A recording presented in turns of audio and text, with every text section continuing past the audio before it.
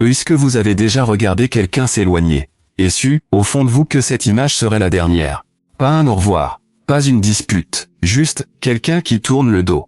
Et la porte qui se ferme ce soir-là, je me souviens d'être resté debout dans le couloir de notre appartement. Le parquet craquait légèrement sous mes pieds. Je n'ai pas bougé pendant longtemps. Je n'arrivais pas à comprendre ce qui venait de se passer. Parce que des choses comme ça n'arrive pas vraiment. Ça arrive aux autres, dans les films. Dans les romans que ma mère lisait le dimanche après-midi, pas à moi, pas à nous. Ce que je vais vous raconter aujourd'hui, c'est l'histoire de la femme que j'aimais plus qu'est ma propre vie. Et comment, à cause d'une trahison que je n'aurais jamais pu imaginer, je l'ai perdue à jamais. Pas de la manière dont vous pensez, n'est pas une histoire de rupture banale. Ce n'est pas une histoire de tromperie ordinaire. C'est quelque chose de bien plus profond, de bien plus douloureux. Quelque chose qui a mis des années à se révéler dans toute son ampleur, et qui, quand la vérité a finalement éclaté au grand jour, a changé la vie de tout le monde, y compris de ceux qui croyaient avoir gagné. T'es avec moi. Ce que je vais vous dire vous ne l'oublierez pas. 2. Il m'appelle Michel. J'ai 54 ans aujourd'hui.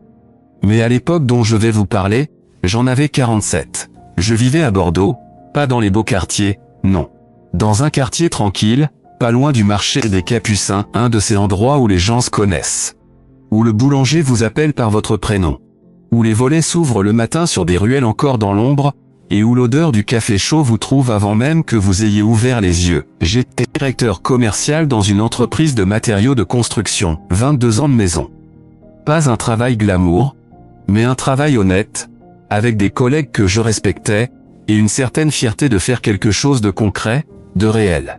Je partais le matin avec ma veste, mon thermos de café et cette satisfaction silencieuse de l'homme qui sait pourquoi il se lève, et puis il y avait Isabelle. Isabelle, ma femme depuis 19 ans, comment vous décrire Isabelle? Elle avait un rire qui remplissait les pièces. Un rire qui faisait se retourner les gens dans les restaurants, pas par gêne, mais parce qu'ils voulaient en connaître. Elle était professeure de lettres dans un lycée à 20 minutes de chez nous. Elle corrigeait ses copies le soir à la table de la cuisine, un verre de vin rouge à la main, les lunettes glissées sur le bout du nez. Et de temps en temps, elle levait les yeux vers moi et souriait sans raison particulière. Juste comme ça. Ces sourires-là, je les aurais vendus mon âme pour les garder. Nous avions une fille Camille. À l'époque, étudiante en droit à Toulouse, pas encore revenue à la maison depuis les grandes vacances. La maison était un peu plus silencieuse depuis son départ, le genre de silence qui n'est pas vide, mais qui a une texture, une douceur particulière.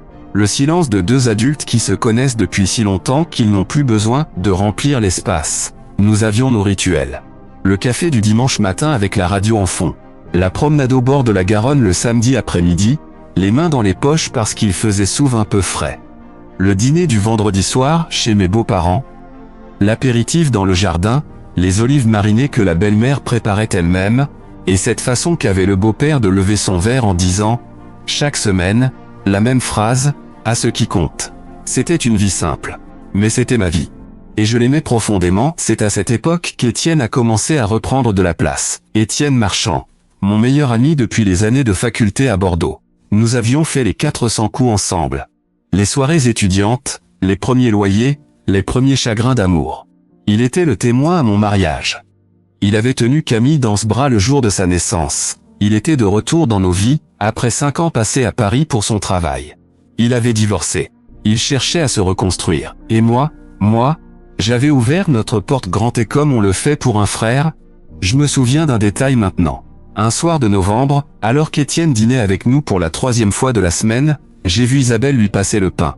Un geste banal mais elle a souri d'une façon différente, très légèrement, presque imperceptiblement. À l'époque, je n'y ai pas prêté attention, je ne voulais pas y prêter attention. 3. Était un jeudi soir de mars. Je rentrais plus tôt que prévu du bureau. Une réunion annulée au dernier moment. J'avais acheté des fleurs en bas de chez nous. Des tulipes orangées, parce qu'Isabelle aimait les couleurs chaudes. Je me souviens encore du bruit de mes clés dans la serrure. Du craquement caractéristique du parquet dans l'entrée, et puis les voix, d'abord. Presque un murmure. Venant du salon. Je me suis arrêté. Pas parce que j'avais peur, mais parce que quelque chose, instinctivement, m'a dit de ne pas bouger. Ces instincts animaux qu'on a tous au fond de soi, et qu'on refuse d'écouter parce qu'on ne veut pas savoir ce qu'ils nous disent. J'ai posé les fleurs sur le buffet de l'entrée. J'ai avancé, ils étaient assis face à face sur le canapé. Les genoux d'Isabelle tournés vers lui. Sa main, la main d'Étienne posée sur la sienne. Pas un geste romantique de cinéma, quelque chose de bien plus intime, quelque chose de confortable. Le geste de deux personnes qui ont depuis longtemps dépassé les premiers émois et qui sont entrées dans une complicité profonde. Ils m'ont vu en même temps, je me souviens du visage d'Étienne. Il n'a pas retiré sa main immédiatement. C'est ça qui m'a frappé, cette seconde d'hésitation, comme s'il calculait encore comment gérer la situation. Et puis il a retiré sa main, et il a dit, de sa voix posée qu'il avait toujours, cette voix de quelqu'un qui a appris à maîtriser les situations difficiles. Michel. Assieds-toi, il faut qu'on parle. J'ai pensé avoir mal entendu. J'ai pensé que c'était un malentendu. J'ai cherché dans les yeux d'Isabelle un signe, une négation, une explication, n'importe quoi. Elle regardait les aules, je me souviens de l'odeur des tulipes restées dans l'entrée, ce qui a suivi, je vais vous le raconter lentement. Parce que certaines choses méritent d'être dites lentement. Pas pour prolonger la douleur. Mais parce que si on va trop vite, on passe à côté de l'essentiel. Isabelle a levé les yeux. Et elle m'a dit, d'une voix douce, presque tendre, ce qui était peut-être le pire. Michel, je suis désolé. Ça a commencé il y a 8 mois. Je ne voulais pas que ça arrive comme ça. 8 mois, pendant 8 mois ils s'étaient vus. Pendant 8 mois, Étienne avait dîné à ma table, bu mon vin, ri à mes histoires, et serré ma main en partant. Pendant 8 mois, Isabelle m'avait embrassé le matin, avait fait nos courses, avait plié mon linge. Pendant 8 mois, j'ai senti quelque chose se briser dans ma poitrine. Pas comme dans les chansons, pas une douleur fulgurante. Quelque chose de lent, comme du verre qui craquait imperceptiblement avant de s'effondrer. Et puis Étienne a dit quelque chose que je n'oublierai jamais.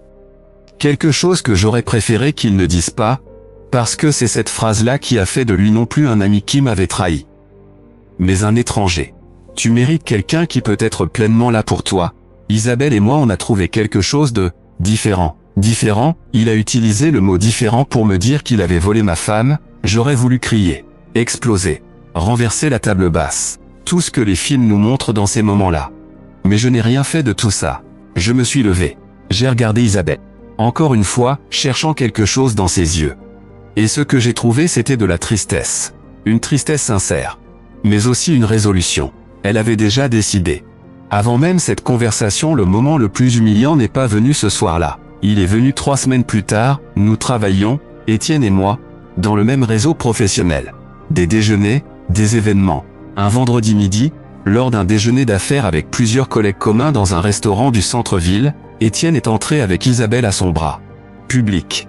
Officiel. Sans avoir eu décence de me prévenir, nos collègues ont regardé ma réaction.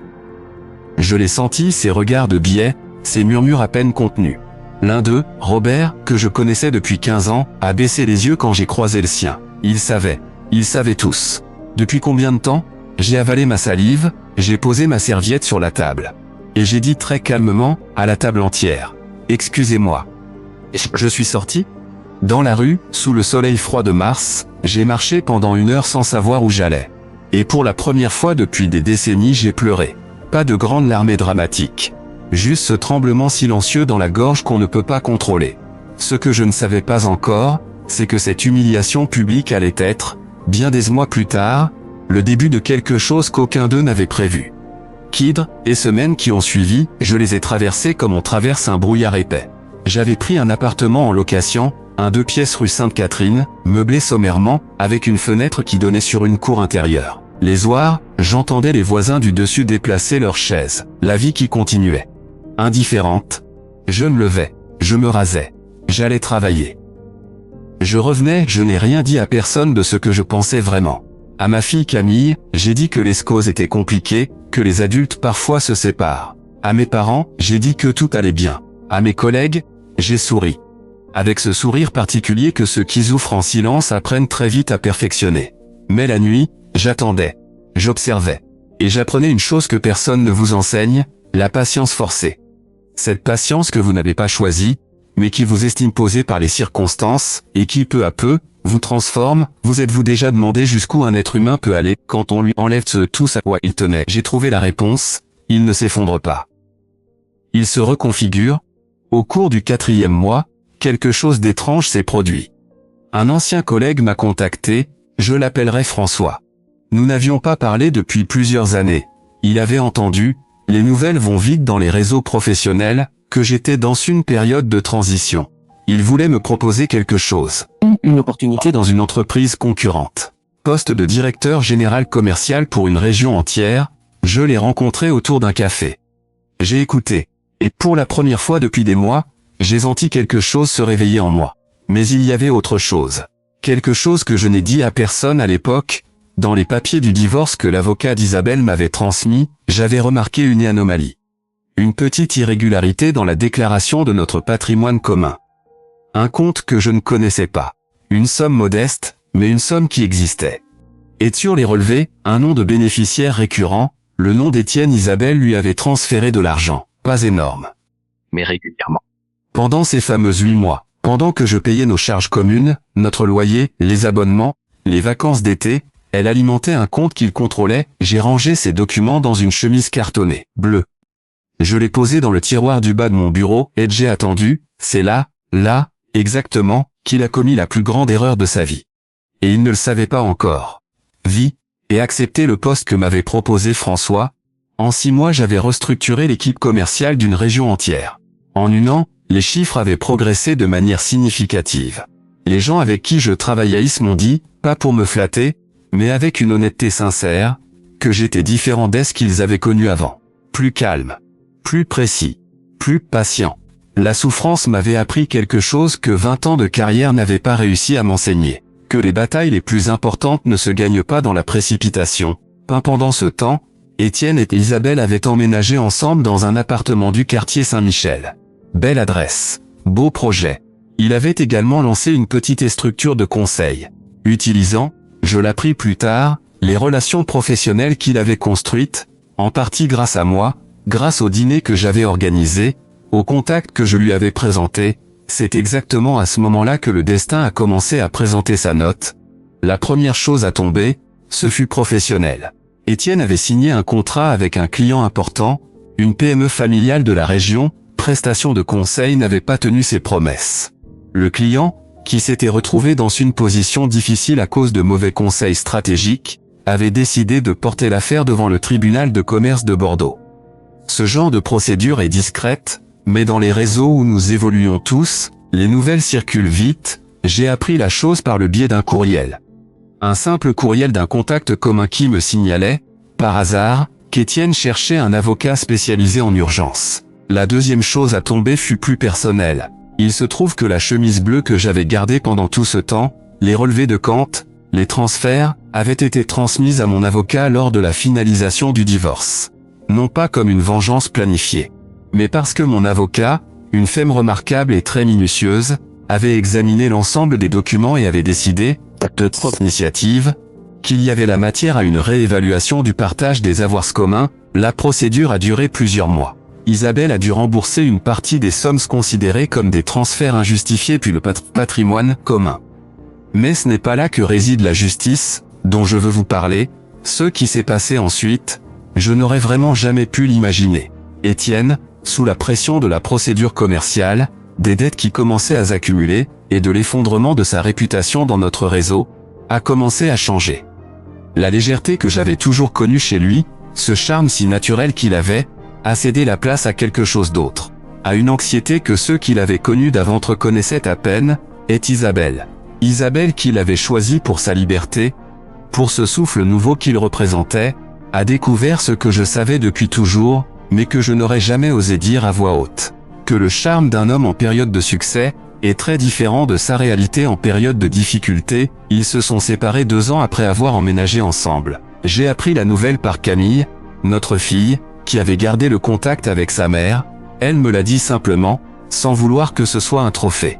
Elle savait que je n'en avais pas besoin, et elle avait raison. Ce n'est pas la séparation d'Isabelle et Étienne qui m'a rendu la paix. Ce n'est pas leur échec qui a guéri ma blessure. Ce serait trop simple, et trop petit pour ce que j'avais traversé. Quelques mois après, lors d'un événement professionnel organisé par notre groupe, j'ai croisé Étienne pour la première fois depuis des années. Il avait vieilli, pas comme vieillissent les gens heureux, mais comme vieillissent ceux qui portent des choses non résolues. Il m'a serré la main. Il a dit quelque chose de vague sur le temps qui passe. Je l'ai regardé dans les yeux. Et j'ai dit, calmement, sans colère, sans ironie, « Étienne, je ne t'en veux plus, mais je ne t'oublierai pas. » Il n'a rien répondu, Parce qu'il savait que dans ces deux phrases, il n'y avait aucune menace. Il y avait quelque chose de bien plus définitif. Aujourd'hui, je vis dans un appartement que j'ai choisi pour moi, pas grand, mais lumineux. Il y a une terrasse où je bois mon café le matin, seul, mais sereinement. Il y a des livres partout, des photos de Camille sur les murs, et un vélo que je sors le week-end quand le ciel est dégagé. J'ai une vie que j'aurais été incapable d'imaginer le soir où Isabelle m'a dit qu'elle partait, une vie plus petite en apparence, peut-être, mais une vie qui m'appartient entièrement. Il faut que je vous dise quelque chose d'important, quelque chose que beaucoup refusent d'admettre. Je n'ai pas tout récupéré. J'ai perdu 19 ans d'histoire commune avec une femme que j'aimais sincèrement. J'ai perdu une amitié que je croyais indestructible. J'ai perdu une certaine image de moi-même, cet homme qui pensait connaître sa vie, qui pensait que les fondations étaient solides. Ces choses-là ne reviennent pas. Et c'est peut-être la leçon la plus difficile. La résilience ne signifie pas l'oubli. Elle ne signifie pas que la cicatrice disparaît. Elle signifie qu'on apprend à vivre avec, et qu'on découvre, avec le temps, que cette cicatrice fait partie de ce qu'on est. J'ai pensé, longtemps, que ce qui m'avait été fait était injuste. Et c'était vrai. Ça l'était, mais l'injustice n'est pas le dernier mot de l'histoire. Elle ne l'est presque jamais. À condition d'avoir la patience de lire jusqu'à la fin, le temps prend beaucoup de choses. Mais il rend aussi. Pas toujours ce qu'on a perdu, mais souvent quelque chose de meilleur, quelque chose de plus honnête, de plus juste, de plus véritablement soi. Si vous êtes vous-même dans une telle situation en ce moment, si quelqu'un a profité de votre confiance, de votre générosité, de votre amour, je vous dis ceci, et je le dis avec toute la sincérité dont je suis capable. Ne vous précipitez pas vers la vengeance. Elle vous coûtera plus qu'à eux. Ne vous taisez pas non plus indéfiniment.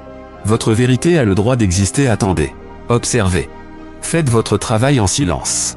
Et croyez, vraiment croyez, que les choses ont une façon de se remettre en ordre d'elles-mêmes, quand on leur en laisse le temps. Le destin a une longue mémoire. Beaucoup plus longue que la nôtre. Si cette histoire vous a touché, si elle a réveillé quelque chose en vous, une mémoire, une blessure ancienne ou en cours, partagez-la avec quelqu'un qui en a besoin. Laissez un commentaire avec votre propre expérience. Vous n'êtes pas obligé de tout raconter. Parfois un seul mot suffit. Je comprends.